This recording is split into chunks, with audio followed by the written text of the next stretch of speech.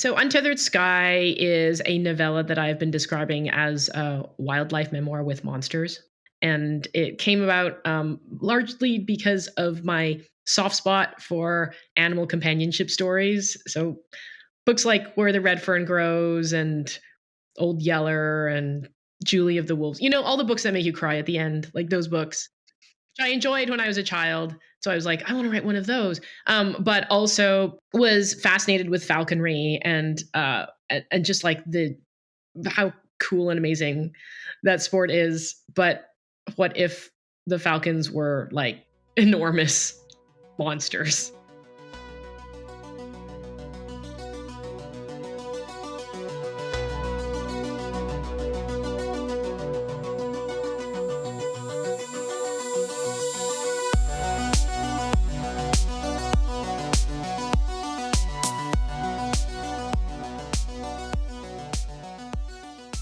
What is up, everybody? You're listening to episode 47 of SFF Addicts.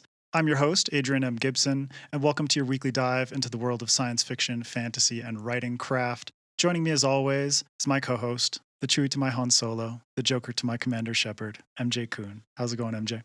Hello. I'm doing well. How are you, Adrian? Doing very well, thank you.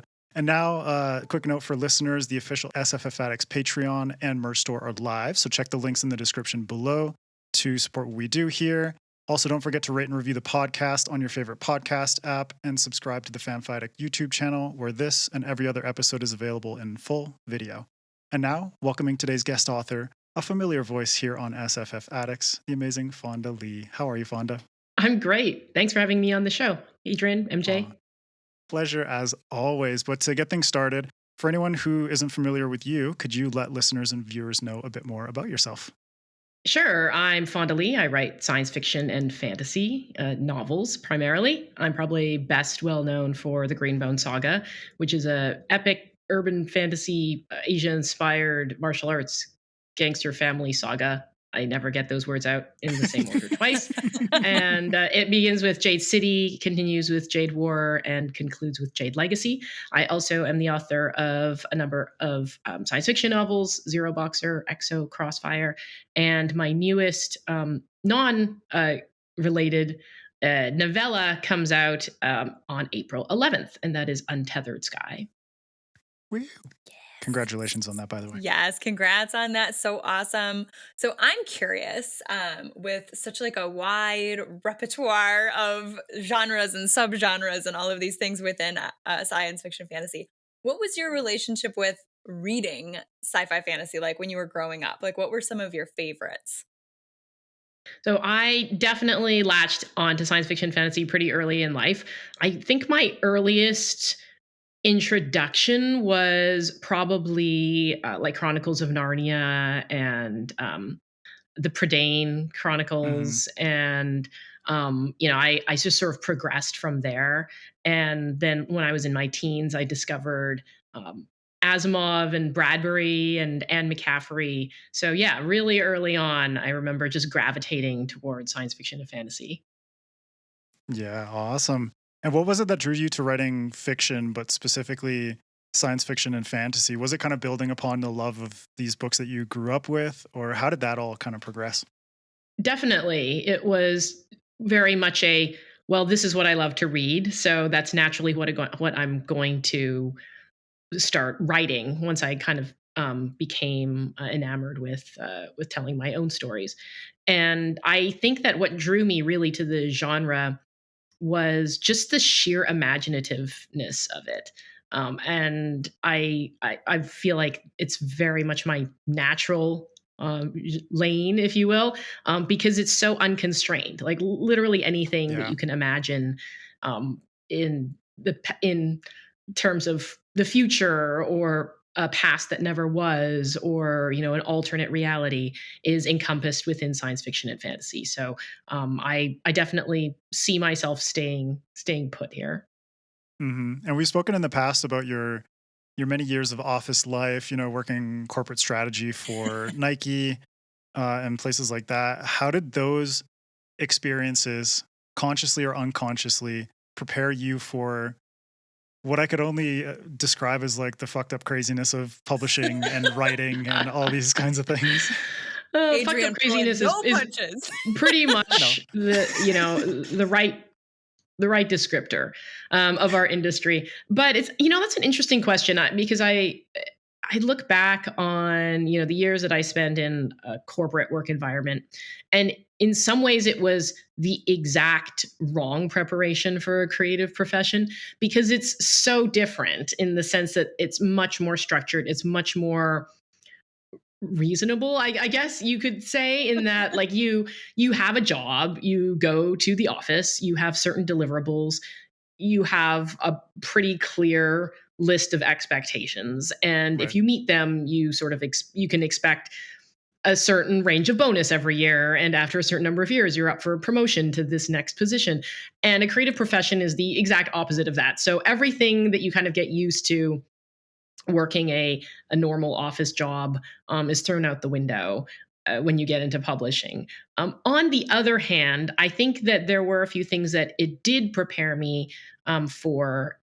And one of them is sort of thinking in a commercial / strategic way about books, about my Mhm. own product, if you will, right? I think there are certainly some writers who come into the field without that knowledge or that preparation of being able to think Definitely. of publishing as an industry.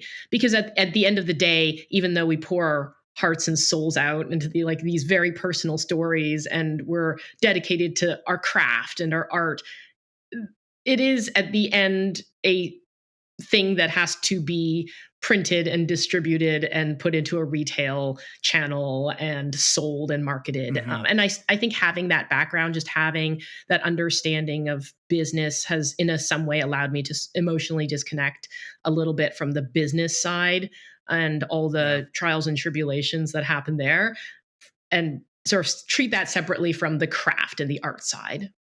Mhm. I love that because when we had Chelsea Abdullah on, she also was talking about the importance of separating project from product. I think is Product. how Yeah. she put it, and I do think that's so important because you view the book as your little book baby, and it Yeah. is, but also And I'm an artist and blah blah I blah. know, But but it's like Yeah. ultimately, right, it is a product, and if it is an advantage to be familiar with the business side of it. Um, Mhm. yeah, so to go back into the project side of it, right? A little more into the artsy fun stuff. You've written both sci-fi and fantasy. So the EXO series Zero Boxer, Green Bone Saga, and now Untethered Sky. I'm curious about what are some of your favorite things about writing each of the separate genres, and what are some of the biggest challenges for you associated with each genre? Like, have you had unique challenges that popped up with sci-fi that you didn't experience with fantasy or vice versa? Things like that? I honestly don't feel like I'm switching anything in my brain when I move Yeah. between science fiction and fantasy. I really do feel like they're two sides of the same coin, if you will, and that Mhm. I I don't feel like one of them is harder than the other, or vice versa, that one of them comes to me more naturally. So I do think though that there are, of course, things to love about science fiction fans. And like one thing that I Yeah. really love on the science fiction side is that it often is very, in some ways, even though fantasy is magic and like basically the impossible, science fiction is often in many ways more inventive than fantasy. And some of the, I think, most sort of unique, mind blowing ideas Mhm. come from the science fiction that I have read. On the fantasy side, there's just I love sinking into sort of like a big chonky like epic story, and you find those in fantasy, right, where there's just sort of the scale and the size of the canvas that you can work on. Yeah. So on in terms of challenges, I would actually say there's a similar challenge to both for me, and that is more of the, I suppose you could say, um the stereotype of both from a mainstream reader perspective, and especially because working within the genre as an author, I know the breadth of cool stuff that is being written in both science fiction and fantasy.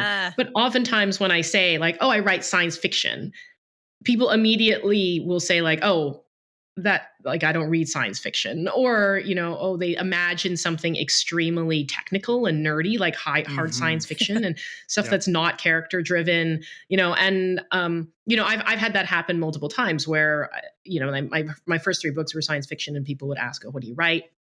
I'd say science fiction, and they'd be like, oh yeah, like that's cool. I don't read science, haven't read science fiction. Even they wouldn't think of themselves as like a science fiction consumer, even though they're consuming, Jurassic Park and, all the sort of like the Martian. Yeah. So there's sort of the like ultra nerdy stereotype of science fiction. And then I think on the fantasy side as well, people still associate it with Lord of the Rings and Game of Thrones, like that medieval old white milieu. Exactly. Just saying. Me in 50 years. There you go. I'm getting there, man. I'm getting there. But that's totally true. There's certainly like an idea of what that is. When you say you write fantasy, they still think swords and sorcery. And then I kind of have to go on the like, well, fantasy is a lot broader than that. And actually, and so that's sort of I don't think a unique challenge. That's just something that we writers in the genre overall deal with.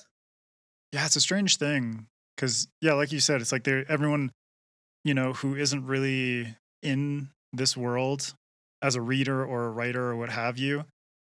Like, I feel like the big properties don't really trigger that notion in their head that it's like, I am watching fantasy right now. It's like, did you love Game of Thrones? It's like, that is pure fantasy. Did you love, do you love like Guardians of the Galaxy? Like, that is a sci-fi space opera. Yeah, exactly. So it's like Marvel movies, I think, are like the biggest representation of like embedding sci-fi and fantasy within the mainstream in a way that people are just like unconsciously consuming these genres without really thinking about it. And it's like, you don't have to be so hesitant about like these genres are for nerds or whatever, like, or just like being intimidated by getting into it, right? Where it's like, I don't know if I can get into something in that genre. And it's so funny, I'm even like very embedded in this genre, obviously.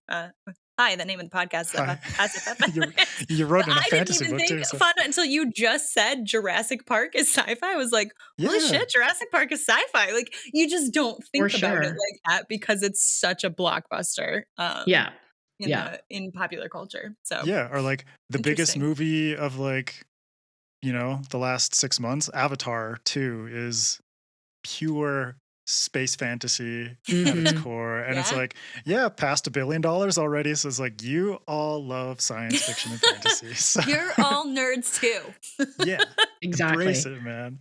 I'm curious though, like on the flip side, Fonda, I know you're a big fan of things like, like kung fu movies and gangster movies and The Godfather and stuff like that. Would you ever consider writing outside of SFF, since we're kind of on this topic? I wouldn't say no if the right idea came to me. That said, I have so many ideas within SFF that I don't know when I would have the time to write something not in the genre. So I guess the answer is, never say never, but it would have to be the right project or something that I really felt strongly about that I couldn't do within SFF. Yeah. And at the same time, it's like they'd have to figure out like, how do we market Fonda's, SFF stuff versus, I don't know, like, right. I'm just like, I just picture you in like crime fiction or something like that. Or right. Like, or if I like wrote a literary novel or I don't know. Yeah. If it ever happens, I'll have to come back on here and let you know. Right. We'll have to change our name to just Fiction Addicts. There you go. We will. Rebranding troubles. Oh man. I love it. So back to our home space of fantasy, though, sci-fi fantasy. You've wrapped up the Green Bone Saga, as well as some tie-in works with it. How do you feel? Like, how does it feel to be kind of leaving the world that you've spent so much time in? Are you satisfied with the time that you spent there? Do you think you'll ever, you know, return to the Green Bones? I I feel pretty satisfied and sad, like in sort of equal measure, right? Like I feel Hmm. really happy with the trilogy being done and being out in the world, and I got a chance to do some additional little projects in that world with the novella Jade Setter of John Loon, and there's a short story collection, Jade Shards, that's coming out. And so there's this mingled feeling of being like relieved and satisfied and happy with also Yeah. the bereftness of like, but I've been in this world for so long and I know these characters so I miss well. my friends. I Yeah, miss them. these are Yeah, my friends. exactly. There's this sort of strange feeling of like moving cities or something where you like left your home Right. neighborhood, Yeah. and now I'm working on projects uh where like I'm not familiar with this world or these characters. I'm like, who are these people? Like, I have Hmm. to do all this work again. And so there is that there is that sort of very mixed sense of emotions coming to the end of a big trilogy for sure. Yeah, like Yeah, bittersweet, maybe. Yeah. Yeah. exactly. And I know that the Green Bone Saga was picked up by NBC Peacock, but I think that project kind of dissolved. Unfortunately, talking about bittersweet, it's like that to me would be amazing to see the Green Bone Saga on TV. But Oh, heck yeah. how is that going right now? Like, what's the current state of the television show? And for you, is that kind of like um this little bit of a glimmer of hope of like I can still hang out with my friends. I can still Yeah. be with my green bones for a little while if this happens. Yeah, so you're right. The option with Peacock didn't get renewed, but it has been re-optioned elsewhere, and there are Ooh. things happening that I can't Nice. really talk about in detail Yeah. right Eyeball now. emojis. But there's definitely yeah. I mean, once I have stuff to share, I'll be It'll very be out there. excited to do so. It'll be out there. But I in some ways have to think of anything that happens on the screen adaptation front as like not my thing and Mm, let it be its own thing, yeah. because it really is sort of a different beast, if you will. Like once your project gets optioned and other creatives are involved, you still have some imprint on it. And I'm Hmm. still involved in talks and I have a consultative role and all that. Right. But also, I kind of did my job. Like the Green Bone Saga is complete and the books are out there and they're what I wanted them to be. And MJ, you had asked, would I ever come back to it? I've asked myself that question, and this sort of, I think, will mirror my answer to Adrian's question of like, would I write in another genre, which is the like, Hmm. I wouldn't say no, like it never, the Right. never say never, but also it would have to be a really compelling reason Hmm. for me to come back. Like, I mean, maybe if there was a show and it blew up and my publisher just like drove up a truck full of money and was like, Right. please do Give one you more a Green Works Bone both 12 Saga. book, ways. Yeah. 10 Yeah, figure deal, exactly. right? If something like that happened, would I consider it? Yeah, of course I would. But Yeah. at the same time, I don't feel like I need to go back. I feel like the story Right. is complete. I told the story I wanted to tell. I appreciate you having that perspective because it's like I've talked to on one hand, so it's like I have two authors who I've spoken to about this exact thing, and it's like on one hand is Hugh Howey, whose book Wool and the broader series, I think it's called like the Silo Yeah, series, has been adapted by Apple TV as Silo. And his right. perspective was just let them do their thing, let them adapt it and let them create their own interpretation of it. He's kind of on it as like a consultative role and visiting the set and stuff like that. But his thing was like until the moment I see it on the screen, it doesn't exist in my mind. Yes. Which I think is really healthy when it comes to Yeah, any Agreed. so much film has to or be out of your television control at project. this point. Exactly. Yeah. And then on the opposite side is like Daniel Abraham, who's one half of James S.A. Corey, the writers of The Expanse. In which case it's like they just kind of stumbled in to the writer's room of all things, where it was like the showrunner invited them to come check everything out and everything like that. They were on as executive producers and consultants and everything like that. And then eventually it's just like they just ended up staying in the writer's room. Like they invited them back for another season. And it's just like kind of this kind of thing. But it's like he said that it was a very strange experience to write the books simultaneously while writing the television show. Oh, I bet. There's such different beasts. I can only imagine. Yeah. But at the same time, it's like he knew, the show's on TV, but still doesn't mean it's safe. And it got canceled and then it got picked up again. So it's like, it's such a finicky business, but deep in my heart, I'm like, I want to just see Green Bones kicking ass on television. Oh my gosh, it would be so cool. from your lips to the ears of Hollywood, Adrian. Right. Yeah. Listen, Hollywood producers. Yeah, all those Hollywood producers listening to our show. Yeah, exactly. I love it. All right, so I think that it's time for us to dive into talking about your latest release, the novella Untethered Sky. I actually just finished my arc of it last week, and thanks for breaking me. Again, you have a habit of that, don't you? Yeah, Fonda? I know, right? But yeah, so can you let's just talk about it a little bit. Can you give us a synopsis? Tell us about the origins of like where this idea came from for you, all of that stuff. So Untethered Sky is a novella that I've been describing as a wildlife memoir with monsters. It's about a young woman named Esther who is training a giant bird of prey, a roc, to hunt man-eating manticores. And it came about largely because of my soft spot for animal companionship stories. So books like Where the Red Fern Grows and Old Yeller and Julie of the Wolves, all the books that make you cry at the end, like those books I enjoyed when I was a child. So I was like, I want to write one of those. But also because I'm a fantasy writer. No dogs die in this book. At least I can promise that. No dogs. But I also was fascinated with falconry and just like how cool and amazing that sport is. But what if the falcons were like enormous monsters?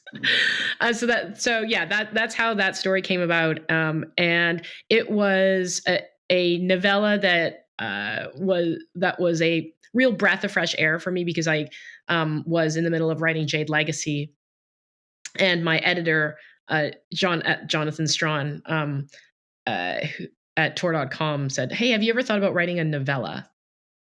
And I remember being like, what would be great about a novella? It's short. Short sounds fantastic. So yes. And this is a project I've had on the docket for a very long time. I started writing Untethered Sky years and years ago, and it went into a drawer because I wasn't entirely sure where it was going. And then when I came back to it with fresh eyes and thought of it as a potential novella, it all sort of fell into place. It's like after like the almost 800 pages of Jade Legacy. It's like, let's go for something shorter. We were like 150 pages, sold. Yeah, beautiful. That was pretty much my exact thought process. Chef's kiss novella. Let's roll. I love that. So I love this dynamic between the roc and the rooker. So it's kind of like the falcon and the falconeer, I guess you would call it. But basically like the animal and the person who is trying to tame them. But this falconry-esque relationship, as well as like the hunting of manticores, how was it for you? Yeah, I know, it's really awesome. So cool. How was it for you in terms of kind of like focusing on this aspect and learning about it? And then at the same time, how did that dynamic provide the right framework for you to tell Esther's story and her obsessive hunt for revenge kind of thing?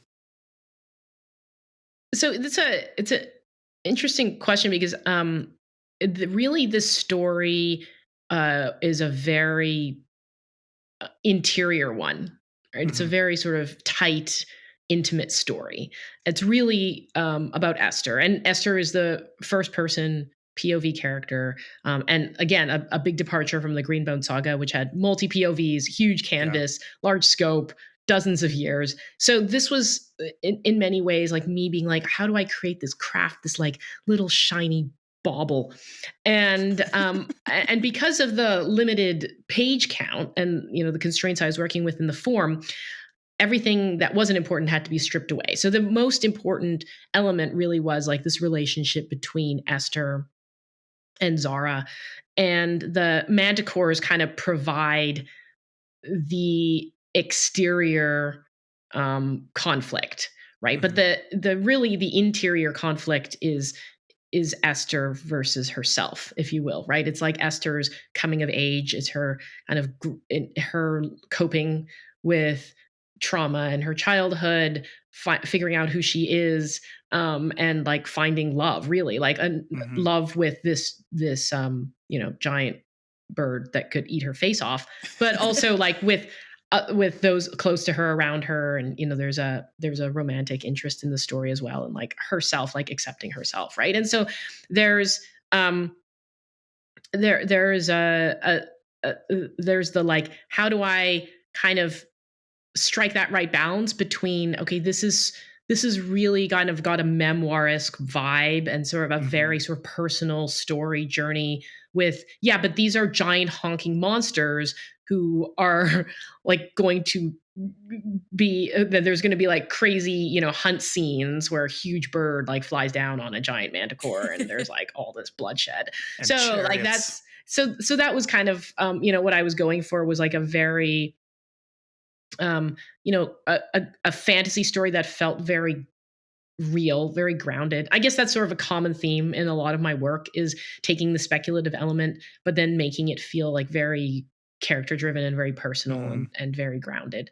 Yeah. So yeah, that's kind of how that came about. And also just the falconry relationship was really interesting to me. Like the Green Bone Saga had so many relationships between all these different characters and all these familial relationships, siblings and parents and all that. And this was a very kind of simple, one-sided, like unrequited love kind of Hmm. relationship. And because Esther is so she's so devoted to Zara and to her profession.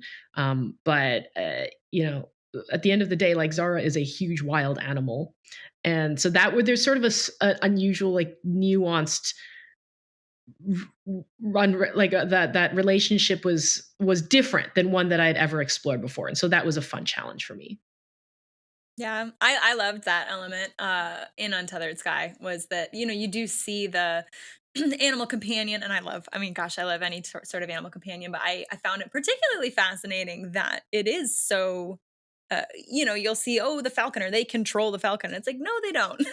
They Mhm, have the mhm. falcon They're trained. trying their best, But Yeah, exactly, but right? Like yeah. the yeah. falcon still has to listen. And what if it doesn't? And also what if it's, Yeah. 600 pounds?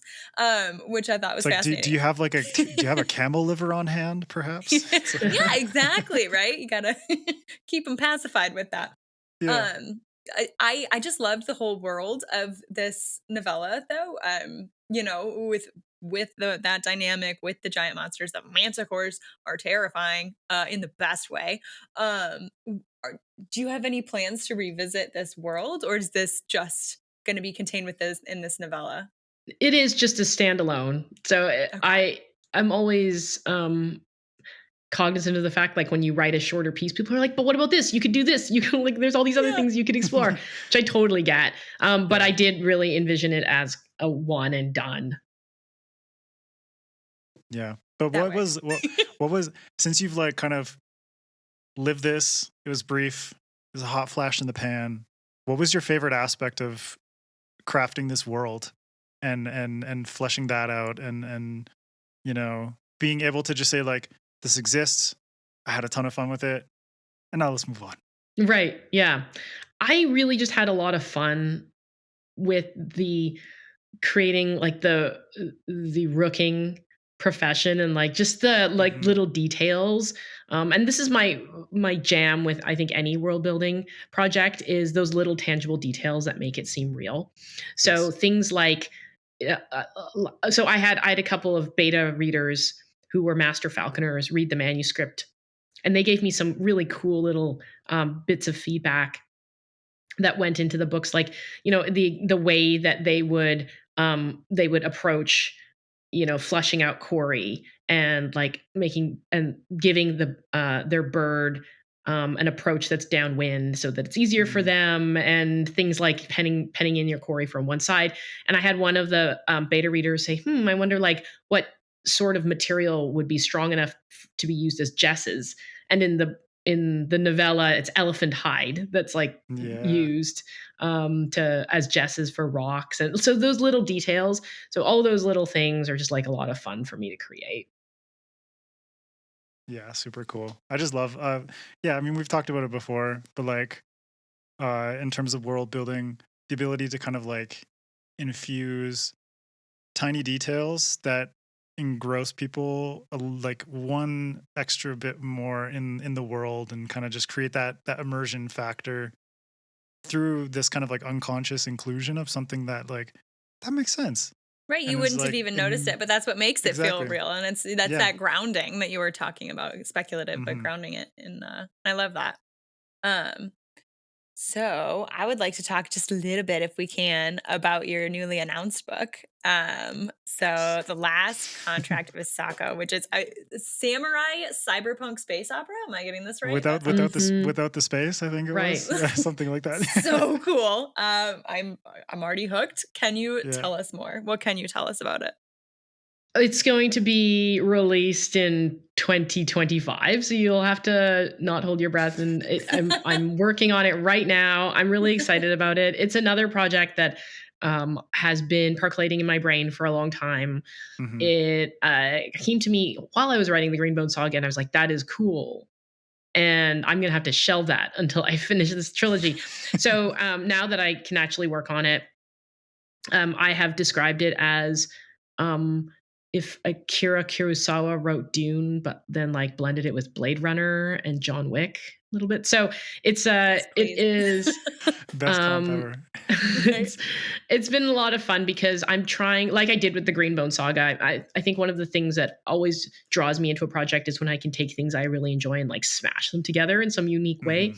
And this is my love of like Chambara, like samurai flicks, but also, science fiction and like cyberpunk. And it's also like a lot of my background in business is in this as well, because it's set on like this isolated colony planet that has long since lost contact with Earth. And so the exploration company that was in charge of setting up the colony is now the like governing force.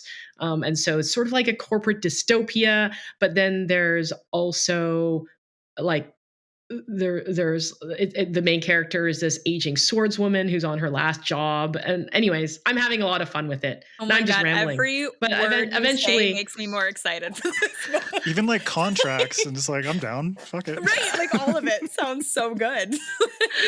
I'm glad you think so, and I just have to finish writing it. Right? No pressure. No, I love that. I love that. That's awesome. So is it fun to dip back into sci-fi after so much time spent in fantasy? I know you said that it's kind of a lot of the similar skill sets, but Hmm. It is fun. I have always wanted to be able to write both science fiction and fantasy. So moving back and forth feels very satisfying to me. I like the fact that I Hmm. was able to finish a big epic fantasy trilogy and then be able to be like, okay, let's go back and visit sci-fi. So I'm enjoying it. I love that. Awesome. Well, to close out, we got a two-parter for you. Can you give listeners and viewers a good bit of soundbite writing advice, and then B, tell us a weird or random fact that you find to be utterly fascinating? Oh, okay. Let's see. A soundbite of writing advice.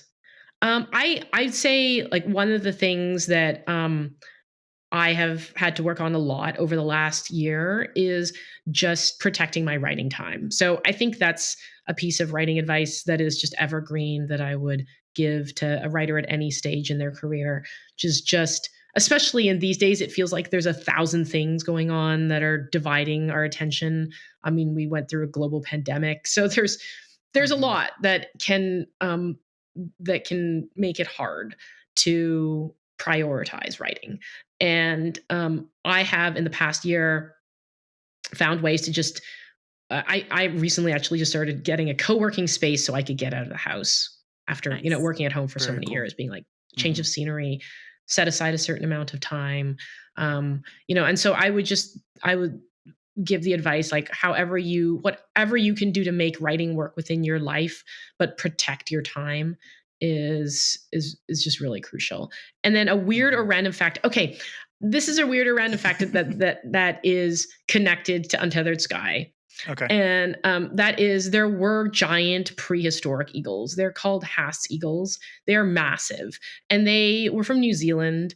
And they hunted the flightless moa. Those huge, like the huge, like emu-like prehistoric birds. They're kind of like So- like prehistoric ancestors of like emu and ostriches. Yeah, exactly. Yeah. Whoa. So Haast's eagles were really massive eagles that hunted those things. And there has been fossil evidence discovered that they also occasionally preyed on humans. So there have been like skulls with like talon, like puncture marks in them Oh and my stuff. God, what? So so if you read Untethered Sky and you're like, whoa, giant birds that could kill people, those things really existed. So there you go. Fun fact for the day. That's a good Awesome one. and Damn. terrifying. Yeah, I love it. 'Cause I've been reading because there's like a company, I think they're based out of like Siberia, but basically their whole thing is to use, speaking of Jurassic Park, is to use genetic samples and mix them with modern, sort of like modern relatives of that species. So like mammoths, and then the closest living relative is I think the Asian elephant, and so they're kind of like merging those genes together using kind of CRISPR genetic technology, and then using that as the basis for an embryo, which an Asian elephant would then give birth to, and it would be approximation of a mammoth. So it's Again, we have 6 Yeah, movies. Why this is I not know, a good I know, idea, but you it was- guys. but Not then with it's like you say mammoths, that, but, it's like like- let's get some rocks in here. Let's like get some rocks and become Let's do rookers, it, and yeah. let's do it, man. I'm gonna become a rooker. It's my new Famous career last plan. words. So, Right? the extinction of the human race, that's on you now, Adrian. Good job. Shit. Look what Chuck you've told done. me. Chuck told me that all of this is my hallucination. Anyways, Chuck Winded. Oh, there you so go. It's like, So maybe this is like you a know, Link's Awakening type situation. apparently the You're just apparently the destroy. pandemic was my fault. So Oh, fuck it, let's good. get I'm some glad rocks. because I thought it was mine because I signed up for the credit card with airline points right before the pandemic hit. Oh no! Oh shit. All of this is my hallucination anyways. But Fonda, thank you so much for chatting with us. As well, anyone who contributes to our Patreon at $10 or more a month, there's going to be a reading by Fonda up there from Untethered Sky. So go check that out. And you can also hear Fonda on past episodes, including episode 15 on cities as characters and episode 19 on martial arts and SFF. Fonda, where can folks find you on social media? Well, my website is fondalee.com. I'm on Instagram at fonda.lee. I am still on the Cursed Bird app at Fonda J. Lee. And I am also on Patreon. So you can find me patreon.com/Fonda Lee. Awesome. And I will link to all of that in the description below. You can also follow SFF Addicts on Instagram and Twitter at sffaddictspod. You can follow me at Adrian M. Gibson. MJ, where can people find you? Yeah, you can find me across all the major socials. So Twitter, TikTok, Instagram at MJ Kuhn Books, all one word. Awesome. Well, that is it for this week. Stay tuned next week for our mini masterclass with Fonda on morally gray characters, which I'm so excited to hear about. Yes. Now, keep reading, keep imagining, and we'll see you next time on SFF Addicts.